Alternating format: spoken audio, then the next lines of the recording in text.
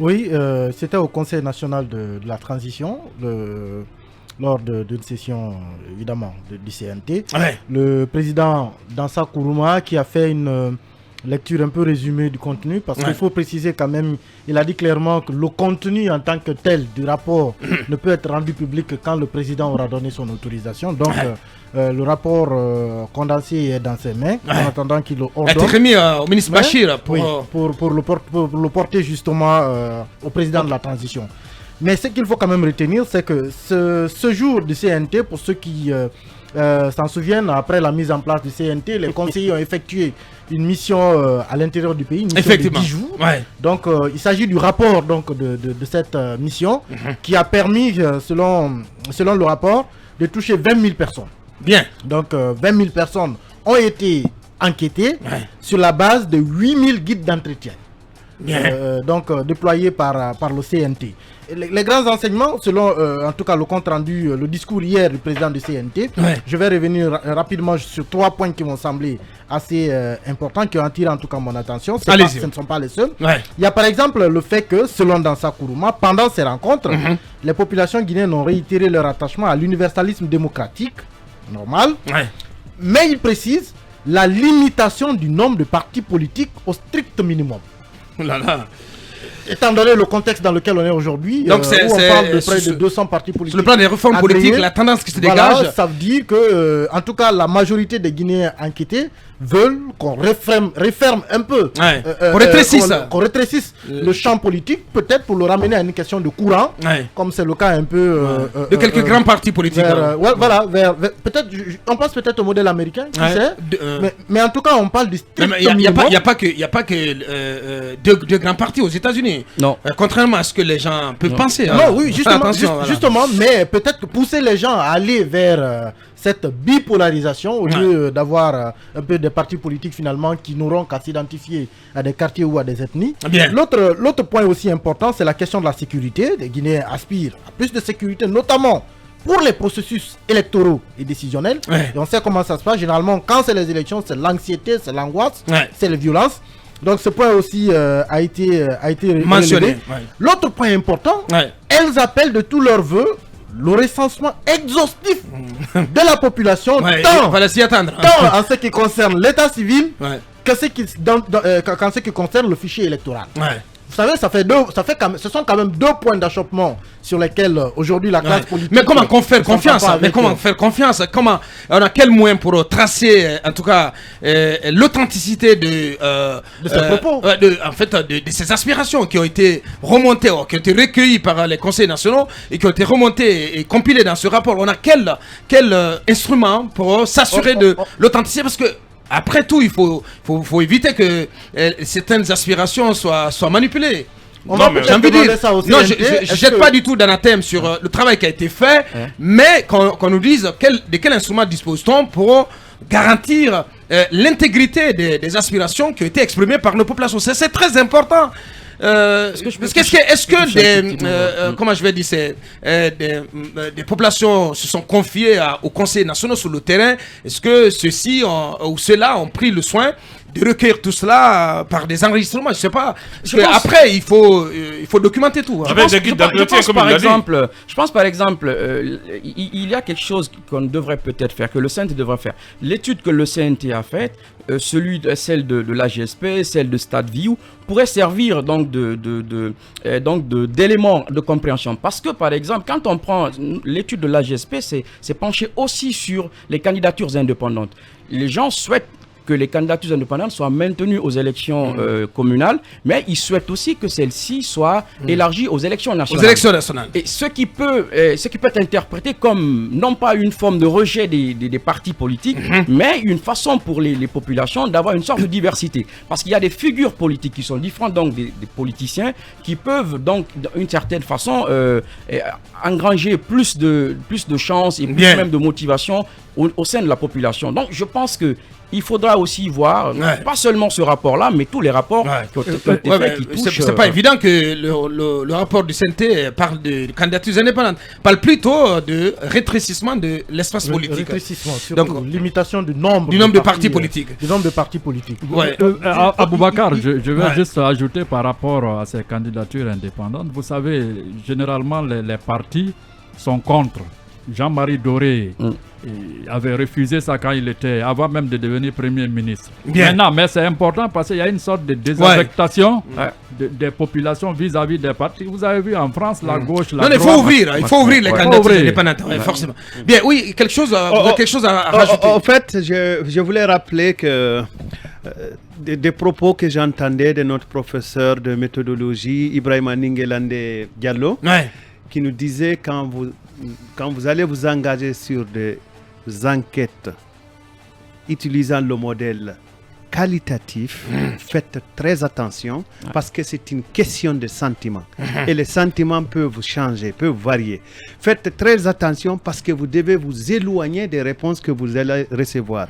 Faites très attention parce que vous devez enlever vos lunettes, être sourd-muet pour analyser ce que vous avez entendu. Moi, je pense que cette question des réformes du système politique guinéen est à la fois facile et compliquée. Facile parce qu'il suffit de respecter les suffrages, c'est-à-dire le vote, le résultat du vote, pour éliminer certaines parties et ainsi instruire une classe des partis dominants. C'est très simple. Tous les pays du monde sont passés par là pour réduire si vous voulez, la taille des partis politiques et même la nuisance du pléthore des extrêmes aussi. Des extrêmes. Voilà. Ensuite, je me conclue rapidement. Quand on pense que les États-Unis sont allés d'un bout de doigt pour atteindre 2 partis politiques dominants, mais c'est extrêmement faux. Parce que jusqu'au jour d'aujourd'hui, les États-Unis sont en train de mener des réflexions pour réformer le système électoral en matière de partis politiques. Parce que l'arrivée de Trump a remis toutes les prévisions à zéro. Pourquoi ? Parce qu'ils ont compris que quand quelqu'un a l'argent, il peut naviguer entre les 2 partis politiques dominants pour après se faire élire sans pour autant être moulé totalement dans la philosophie du parti qu'il a élu. Et c'est extrêmement dangereux. Bien, merci. Qu'est-ce qui va se passer maintenant à la suite de la remise de ce rapport, Emmanuel? Dans ça aussi qui a interpellé le gouvernement, qui attend sur la table du CNT la feuille de route du gouvernement et même éventuellement un passage du Premier ministre devant les conseils nationaux. C'est important parce que l'autre action le travail du CNT qui fait office d'assemblée, c'est le contrôle de l'action gouvernementale. C'est important. C'est très important parce que d'ailleurs on a été marqué par le dernier grand oral de Kassory Fofana quand Alpha Condé venait d'avoir son 3e mandat. Donc c'est extrêmement important que le Premier ministre, au-delà d'évaluer son gouvernement, puisse aussi venir se faire évaluer devant le Parlement. C'est important. Et surtout que ce document de feuille de route du gouvernement soit transmis pour permettre au Conseil national de le disséquer déjà, de l'étudier, de le comprendre. Et pourquoi pas que le Premier ministre vienne le défendre s'il y a des choses à redresser, que les conseillers lui disent ce qui doit être. Mais tellement de choses à redresser, mon cher. Non, mais il va régler ça avec le CNT, mais c'est quand même important, déjà du point de vue philosophique, de l'orthodoxie même des choses, qu'il vienne défendre une feuille de route qui soit discutée par tout le monde. Et un petit bout d'infos sur le RPG, en 1 minute, s'il vous plaît. Le RPG Arc-en-Ciel qui fait parler de lui. Hier, après le passage fracassant de Domani Doré ici hier, parce que c'était un passage quand même fracassant. C'est tumultueux. Elle a passé 25 minutes pour rien dire. Oh là là, comment ça pour rien dire? Oui, mais non, toi aussi. On a passé 25 minutes hier avec Domani Doré. Personnellement, je n'en ai rien tiré. Elle a répondu à aucune question. La seule chose qu'elle a dite, c'est que elle a subtilement, on va dire, tensé, pour ne pas dire insulté, ceux qui ont osé parler à la presse. Parce qu'elle a dit, parce qu'elle a dit que les gens qui étaient là-bas sont d'une telle respectabilité qu'elle ne s'attend pas à ce que ce soit quelqu'un d'entre eux qui ait pu parler à la presse. À la presse. Alors que c'est le cas. Sans s'assumer. C'est bien. Donc ceux qui l'ont fait sont irresponsable. En tout cas, moi, je sais quand même une chose. Je sais comment.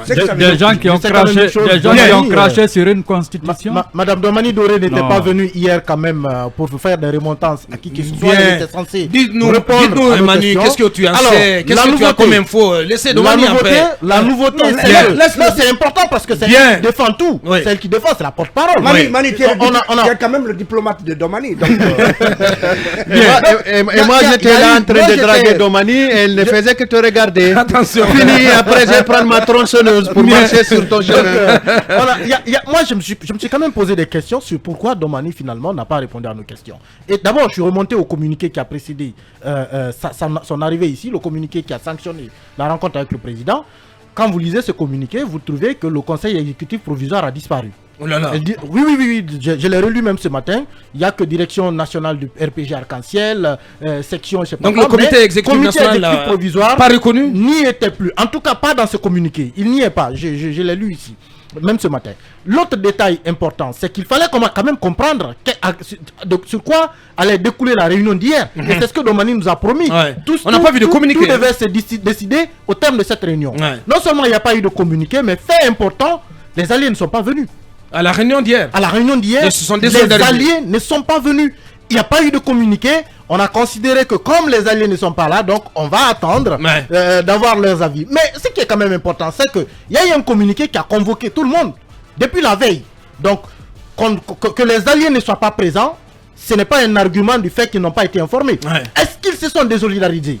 Est-ce qu'ils ont lâché le comité exécutif provisoire? C'est finalement la question, parce que ça concourt vers le point de vue selon lequel Alpha Condé a désavoué ce comité.